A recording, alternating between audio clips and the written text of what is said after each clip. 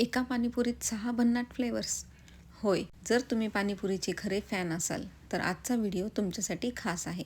आंबट, गोड, तिखट, झणझणीत आणि एकदम हटके चवींची फ्लेवर्सची पाणीपुरी आज आपण घरीच बनवणार आहोत. सगळ्यात आधी आपण बटाट्याचा मसाला करून घेणार आहोत. त्यासाठी मी एका बाउलमध्ये उकडलेले बटाटे घेतलेले आहेत. त्यात मीठ, तिखट आणि पाणीपुरीचा मसाला, थोडासा चाट मसाला आणि कोथिंबीर घातलेली आहे. त्यामध्ये आपण थोडंसं लिंबू पिळून घेऊयात आणि आता याला आपल्याला व्यवस्थित मिक्स करून घ्यायचं आहे. तयार आहे आपला पाणीपुरीचा बटाट्याचा मसाला. आता आपण पाणी करून घेणार आहोत. सगळ्यात आधी आपण आमचूरचं पाणी करणार आहोत. त्यासाठी मी इथं एका मिक्सरच्या भांड्यामध्ये आमचूर पावडर, कोथिंबीर, हिरवी मिरची, अद्रक, काळं मीठ आणि चाट मसाला घातलेला आहे. तर हे सगळं घातल्यानंतर आपल्याला थोडंसं पाणी घालायचं आणि मिक्सरमध्ये आपण याची बारीक पेस्ट करून घेणार आहोत.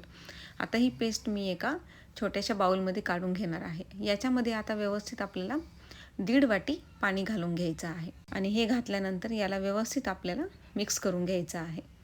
पेस्ट करताना एकदम बारीक अशी पेस्ट करायची. तयार आहे चटपटीत आमचूर पाणी. आता आपण बनवणार आहोत जिरा पाणी. त्यासाठी मी इथं भाजलेले जिरे, चाट मसाला, मीठ, काळं मीठ आणि लिंबाचा रस यूज करणार आहे. तर सगळ्यात आधी याचा आपल्याला पावडर करून घ्यायचं आहे. पावडर केल्यानंतर त्याच्यामध्ये आपण 1.5 वाटी पाणी घालणार आहोत आणि मग लिंबाचा रस घालायचं. तयार आहे आपलं चटपटीत असं जिऱ्याचं पाणी. तर तिसरं आपण बनवणार आहोत लसूण पाणी. लसणासाठी मी इथं घेतलेलं आहे 8 ते 10 लसूण पाकळ्या, तिखट, मीठ आणि काळं मीठ हे सगळं घालून आपल्याला मिक्सरमध्ये याची पण बारीक पेस्ट करून घ्यायची आहे. मग याच्यामध्ये आपण 1.5 वाटी पाणी घालणार आहोत. लसणाचं जर एकदम बारीक झालं नाही तर याला तुम्ही चाळणीनं गाळून पण घेऊ शकतात. आता याच्यामध्ये लिंबाचा रस घालायचा आहे आणि तयार झालं आपलं लसूण पाणी. आता आपण बनवणार आहोत पुढची रेसिपी. त्यासाठी मी इथं कोथिंबीर, हिरवी मिरची, अद्रक, काळं मीठ, हिंग आणि भाजलेले जिरे घातलेले आहेत. ते आपण मिक्सरमध्ये बारीक करून घेणार आहोत आणि त्याच्यामध्ये परत आपल्याला 1.5 वाटी पाणी घालून घ्यायचं आहे आणि थोडासा लिंबाचा रस घालून घ्यायचा. तयार झालं आपलं जलजिऱ्याचं पाणी. आता आपण बनवणार आहोत पुदिन्याचं पाणी. त्यासाठी मी इथं पुदिना, कोथिंबीर, थोडीशी भिजवलेली चिंच, हिरवी मिरची, काळं मीठ आणि पाणीपुरी मसाला हे सगळं आपल्याला मिक्सरमध्ये बारीक करून घ्यायचं. मग त्याच्यामध्ये आपण थोडंसं 1.5 वाटी पाणी घालून घेतलेलं आहे. आता याला व्यवस्थित आपल्याला मिक्स करून घ्यायचं आहे. मिक्स केल्यानंतर आता तयार झालं आहे आपलं पाणीपुरीचं तिखट पाणी.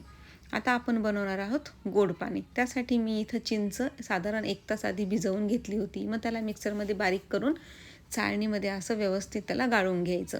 म्हणजे त्याच्यामध्ये जर काही राहिलं असेल तर ते आपल्या पाण्यामध्ये मिक्स होणार नाही. मग त्याच्यामध्ये मी एका साईडला थोड्याशा पाण्यामध्ये गूळ गरम करून घेतला होता. मग ते गुळाचं पाणी आपल्याला याच्यामध्ये मिक्स करून घ्यायचं आहे.